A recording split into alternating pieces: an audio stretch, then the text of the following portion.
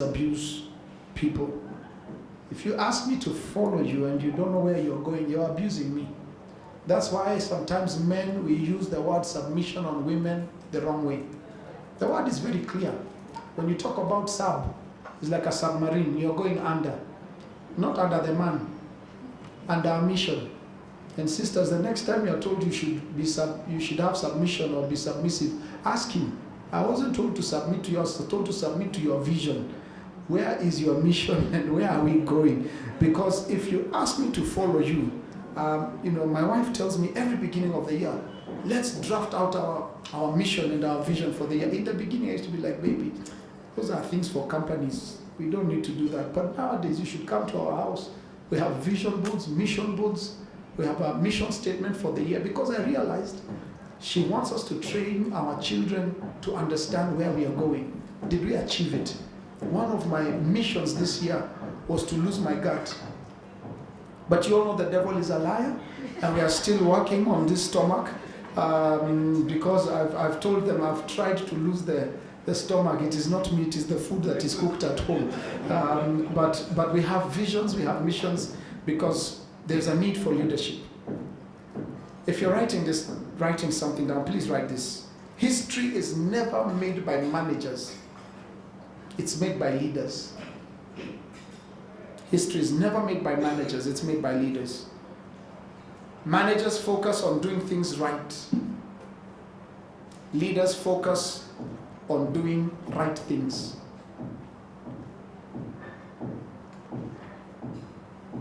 Managers see what is, but leaders see what could be.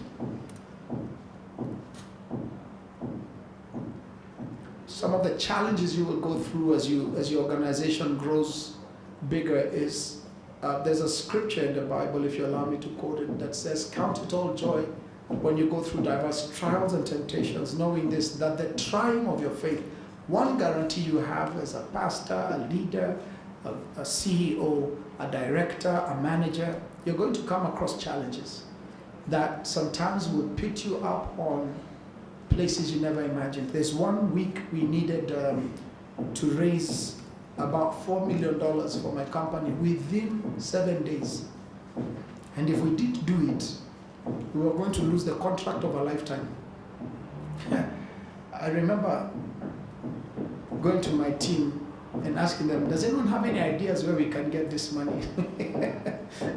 You'll be shocked how people don't have ideas about where to get money. You'll be shocked. So I realized, at the end of the day, I looked at all these families, I realized I must figure out how to get this. When you're desperate, or when you really need something, you will be very innovative about how you get this thing. And that's what happens with some of our government contracts or some of our things, is a level of desperation comes in. And you'll never know a person when things are fine. We will know you when things are tough. You're talking about integrity and action for leaders. It is at that tough point that we're really going to know what people are made of. So we try to structure talk. Remember, 7 days, which means every day you lose more than 10% of the time left. By day 3, nothing. By day 4, I said, I'm stressing too much. I'm going to go and pray. Ladies and gentlemen, let me promise you here, no matter what you build, no matter how big it becomes, please look at life in 3 different ways: source, effect, and duration. Source, effect, and duration. I asked, what's the source of this problem? Number 2, I asked myself, what is the damage it's going to have? But number 3, because I always knew that trouble has a shelf life. All trouble in your life will expire one day. Since I'm a pastor, let me ask you to ask your neighbor a question for me. Please ask them, what is the thing that stressed you the most in 2013?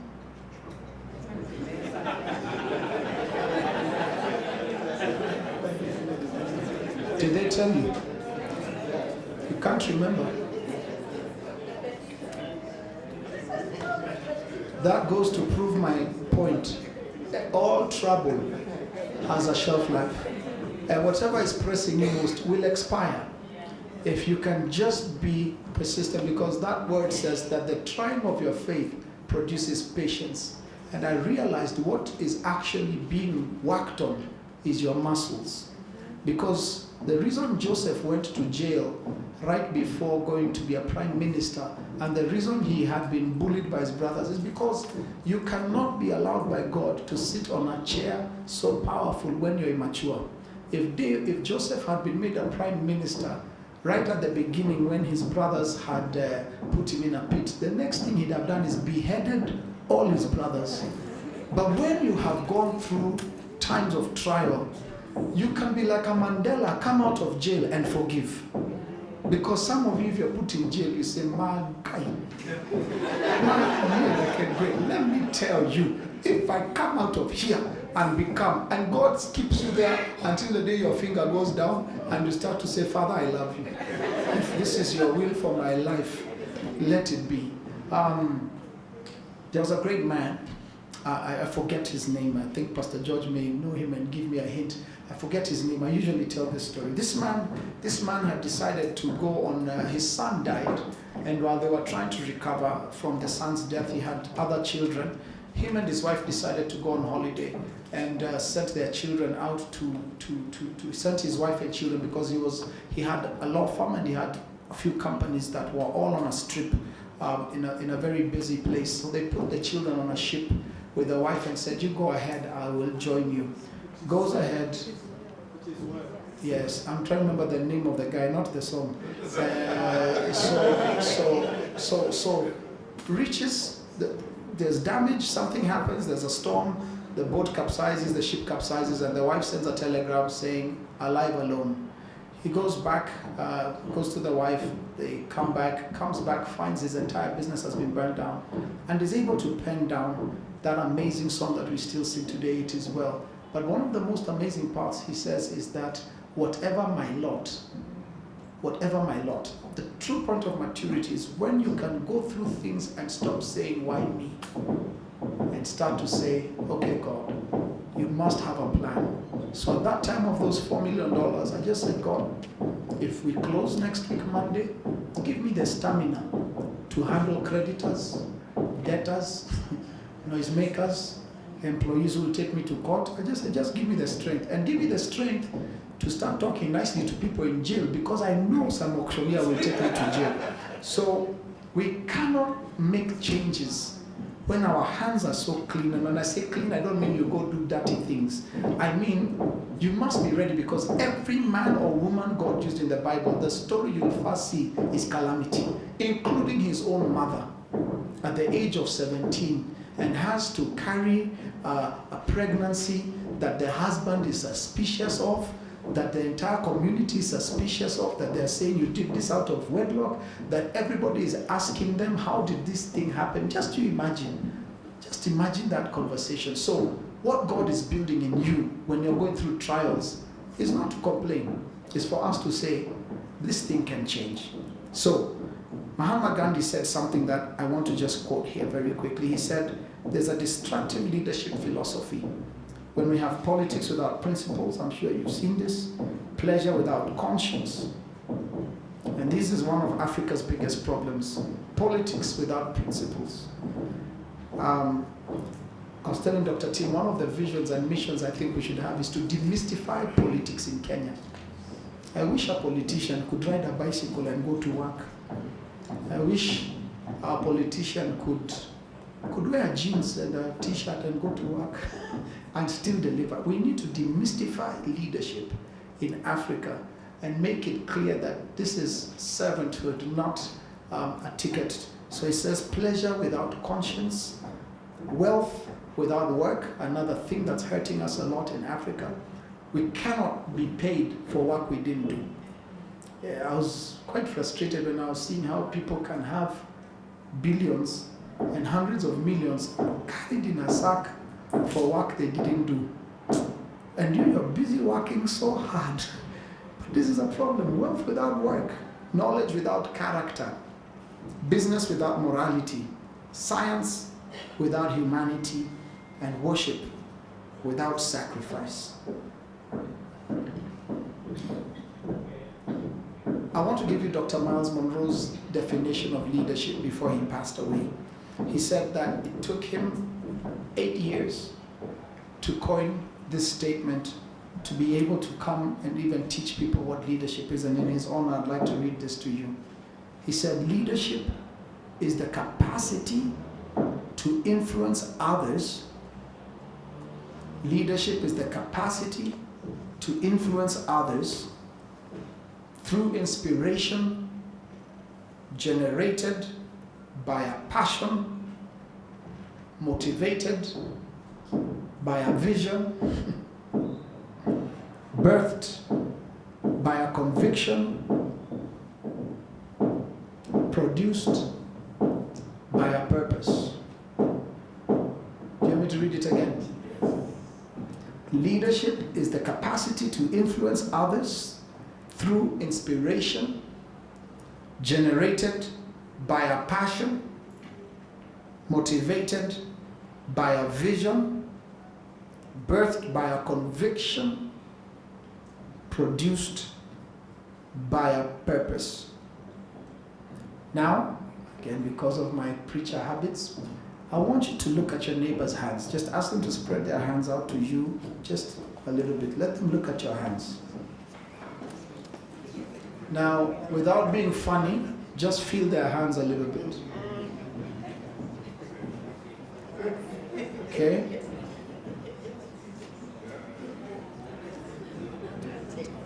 Never trust anyone who doesn't have a hard hand.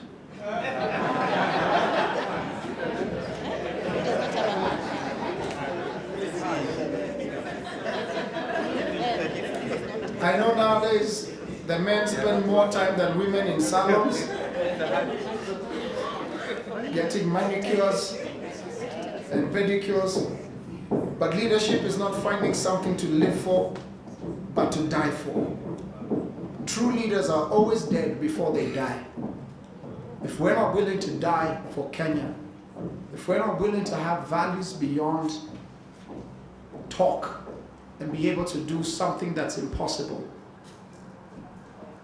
don't find something to live for. Find something to die for. And out of that, your leadership will be born. Don't live to make a living. Live to make a difference. I'm going to close in just a few minutes. But true leadership is the personal commitment to sacrifice self for a public cause. I'm convinced when I started doing the housing thing I'm doing, I've never really dealt with our government head on.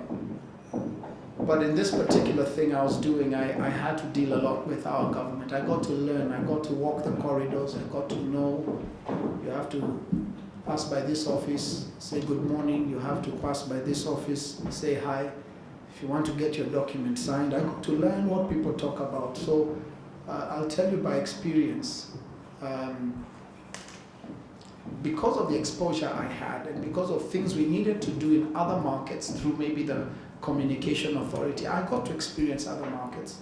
I went to some African countries. We were in many African countries, Chad, Niger, Cameroon, all over the place. There are countries with airports 3 times the size of JKIA, and only one plane lands there a day, or 2. And when you hear the stories, you're told of the minister who built the airport. They don't even live in the country, they live in France, and they're still a minister. You start to hear horror stories as you travel about things people have seen. There are countries in Africa where every 5 years, every project a previous governor began is disowned. So they have many unfinished buildings because as soon as the other governor comes, he says, no, that was so-and-so's project. Let me move on to my project so that I can eat my turn. And they say during Jonathan Goodluck's time in Nigeria that at least $18 billion left in private planes. This is people just flying money out of a country that had been trusted by their citizens. The goal of leadership is not to maintain followers. but to produce leaders. So true leaders don't hold on to power, they distribute power. I tell you, if all the power in Kenya and Kindaruma Dam was still there, it would be power, but it is in one place. When it's distributed, we can be at Pan-African Hotel in Nairobi and enjoy some of the power from the source without the source suffering from giving us some power. When people can understand that empowering people and distributing power is really what we're there about, true leaders measure their success by diminishing dependency on its followers. I made a tough decision. I made a decision as a pastor not to take any pay from my church from the time we started. And sometimes I go through some problems. I say, Father, did you really talk to me about not taking a salary? You know, you want to reverse it and say, the Lord has told me in 2020. But I did it not because I'm not working hard there. I'm giving of my time. I do deserve a pay. I do deserve to be taken care of, not ridiculously. But I did it because I wanted to also say, we do need to have a season where we can demonstrate some leadership of financial prowess in the kingdom, so that when we see people who are abusing money in God's work, there must be a people to rise and call wrong wrong. I don't believe we as pastors should depend and abuse the stewardship that God trusted us with. I'm very big on that. So a true leader measures their success by diminishing dependency on its followers. A successful leader works himself out of a job, as I told you, and great leaders make themselves unnecessary. So I'll talk about the houses. I want to finish with that so that at least you clap for me. So true leadership is not measured by what happens in your presence, but in your absence. If you have to be there for people to work, your company is already failing. If you can be away and things are happening, if you can be away and creditors are being paid, if you can be away and financial systems are working like they should. I remember KRA guy. I don't know how many of you have dealt properly with our revenue authority, and if they are here, I'm not ashamed or scared to say what I'll say. I remember in 2016, all my bank accounts were frozen. Yes, pastor with frozen bank accounts. It just didn't make the newspapers because the amounts in my account are small, so it wasn't worth printing. But I'm sure if an excited journalist got the news, they would have found the right way to spin it. And that's the other thing I'll tell you. Ladies and gentlemen, if you're scared of being on the headlines and being in the papers, you're not ready for what God wants to use you for as an ethical leader. Because you're so scared, you'll say, Dr. Tim is going to recall the award he gave me because I was on the headlines of KTN. No, the thing we need to do requires boldness. So KRA came, they said, okay, you're in 26 countries. We want to go through all your documentation. We audited our accounts, KPMG was our auditor, and we were fine. But what they were saying was, you need to declare your profits globally in Kenya. And we said, why? You've not incentivized me as a Kenyan to do that. Your laws are counterintuitive to try and help me grow this economy. And they came after us with everything they had. They said, this amount of money you declared. I said, I've already paid taxes in Nigeria. I mean, study your double taxation treaties with Mauritius and tell me why I need to pay. Anyway, I got out of the room. I let KPMG do their job. I said, we pay you enough. Do your work here. We got another consulting firm called Viva because KRA was trying to get us to pay almost $24 million into Kenya for taxes, and they were adding fines of almost $10 million. And I said, this is completely unethical. So my partner lives in my co-founder lives in South Africa. I'm in Kenya. The Wazungus are in London. So they start to receive these notices. My accounts have been closed. I'm having to ask the accountant at work, can you give me money for diapers? I need to buy my children some there. And I'm employing 400, 500 people. And ELNET, we must engage on what is killing the businesses in this country, because I'll tell you this true story. So here I am, 400 employees later. I don't know how many more people they're supporting, and that's just Kenya. We had offices in India. I had refused to distribute work. Kenya was only 2% of our business. So according to my board, they couldn't understand why we are being disturbed by the Kenya Revenue Authority to pay all these taxes in Kenya, yet our business are there. Remember, they have no patriotism for Kenya, my board. They don't have any love. You know, it's not like we were doing business because we really love Kenya. We want the best for Kenya. No, they were doing it for money. So they told me, listen, shut down the Kenya office. Shut it down. Close it. I fought it. I was the CEO, I was the founder, but I could see where they were coming from because there were better jurisdictions. But I didn't want the employees to lose work. I tried to even build new companies within the company so that we could do a phone company and other. It was to try and keep interest in Kenya. By the time we were done, Kerry wrote to us and said, fine, we have finished the file. We agree with you almost a year later. But by that time, the Kenya office had reduced to probably 50 people. Because my principal said, take the business to India, take it to Dubai, employ people in Mauritius, put more people in Indonesia. By the time we were done, we didn't have many employees in Kenya. And this is because you can't try and attract investors and at the same time harass them for things that don't make sense. So if we're gonna be ethical about some of these things, we need to fight for the rights of entrepreneurs who are working hard. And when we do that, it doesn't make sense because if I told you how much tax we were paying as a private company, it was for my role as a citizen in Kenya, I feel. So what they did after that, because they were upset, they said, okay, so they came for me at church.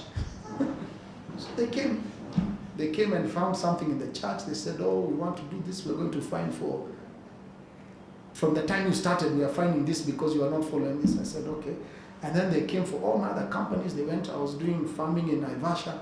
I have a small farm there. You know what I did? The farm had 280 employees. I closed it. Who benefits? Those families went to suffer, but I also said, I can't be going through this pain to keep a 5 million payroll in Naivasha every month for you to come and keep harassing me. And they found nothing, but just because they didn't find anything here, they started coming here. So when you talk about corruption, frustration, even good people, very good people have left this country because the most tempting thing from my board was Julian, because we had the offices in London. They went, they showed me my apartment. They said, move your family here, put them in school here. Shida iko wapi? But the church kept me here because I felt if I do this, then the value system of everything we talk about, everyone can run away. But we need to stay and we need to put up a fight. We need to put up the right policies. Because for church, for the 10 million, they find us because we were supporting some children's homes and they called it a salary, and we were supporting some functions, they called it a salary. I said, I can't give these children home any more money. For the next 5 years, we have to cut our funding to good causes because KRA has come and said that what you're giving them is not a donation, it is a salary, and I must find it for the last 10 years. Are you understanding? These are frustrations. And if you want to really talk about ethics, we also need to take ethics to the place of innovation, to think about what laws we can start putting in place to encourage businessmen and businesswomen to come to Kenya, to have their investments protected, and to have a 20, 30-year view, because it's very hard to build a good business in just 3 years. It needs time, and which means people need to feel protected. So I've raised it. At least now I have a few church members who are senior at KRA, and I've told them, go hunting, fix this mess. I found some of our best lawyers, we paid some fees, and we started pushing certain policies. I've pushed some through the finance ministry. We need to change, and I don't want to be known that I'm the one, but I said whichever language has to be spoken. You know, Jesus said, be as wise as serpents. I don't know if you people understand that statement. Being wise as a serpent, they say, chances are in every house in the village there's a snake. There's a very high chance. So it's just that you don't know where the snake is. Sometimes we don't need to be seen.